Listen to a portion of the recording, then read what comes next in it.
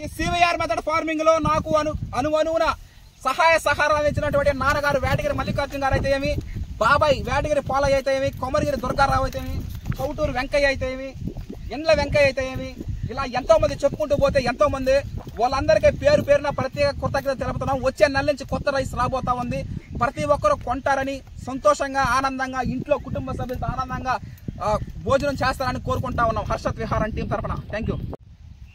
పటేల్ నగర్ గ్రామ ప్రజలకి నమస్కారం. మీరు చేసేటువంటి కృషి నారాత వేయడం అయితే ఏమి, కలుపు తీయడం అయితే ఏమి. కలుపు అంటే దేవుడు లేని గుడి, కలుపు తీయని మడి ఒకటే. మీరు కలుపు తీయడం మీ పనులు. ఎందుకంటే ఈసారి నారాత వేయించుకోవడం మీ చేత నారాత వేయిస్తున్నామంటే ఎండలు అలివి కాకుండా ఉన్నాయి. బెంగాల్లో వేసే 2 మొక్కలు సరిపోవడం జరుగుతూ ఉంటుంది కాబట్టి మీ చేత వేయించడం జరుగుతూ ఉంది. అందులో సొంత ఊరు మీకన్నా నాకు ఎక్కువైతే ఉండదు. ఎందుకంటే మీరు మీ చేత వేయించడం జరుగుతూ ఉంది.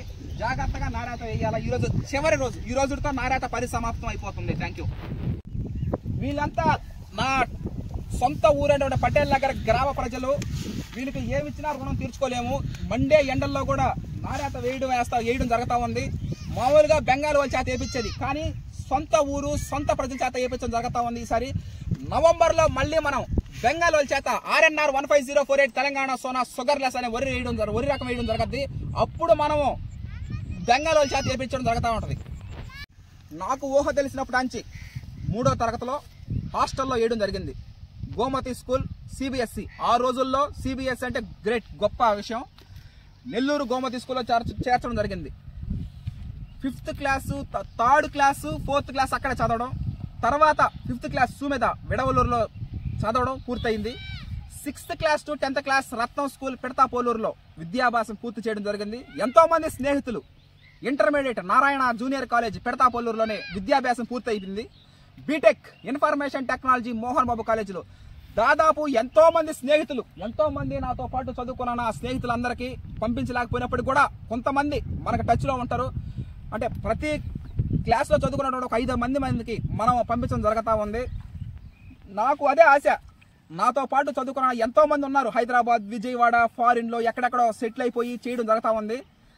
నేను నమ్ముకున్నటువంటి సిద్ధాంతం సివిఆర్ మెథడ్ ఫార్మింగ్లో పంట పండించడం, వరి సాగు. వరి పండించడం మా జీవన విధానం. నేను చాలాసార్లు చెప్పడం జరిగింది. సివిఆర్ మెథడ్ ఫార్మింగ్లో వరి పండించడం అనేది కర్తవ్యం, నిర్ణయం కాదు. అది ఒక సంకల్పం, దైవ సంకల్పం అది. ఆ విధంగానే మనం సంవత్సరానికి 2 పంటలు వేయడం జరుగుతూ ఉంటుంది. 2 సార్లు వరి సాగులు చేయడం జరుగుతుంది. 365 రోజుల్లో 4 నెలలు, 8 నెలల పంట. తర్వాత మళ్ళీ పచ్చిరొట్టు ఎరువులు వేస్తాం. కాబట్టి వీళ్ళంతా పటేల్ నగర్ ప్రజలు, మా ఊరి సొంత ఊరు ప్రజలు. వీళ్ళ చేత మనం సివిఆర్ మెథడ్ ఫార్మింగ్ చేయడం జరుగుతూ ఉంది. Okay, thank you.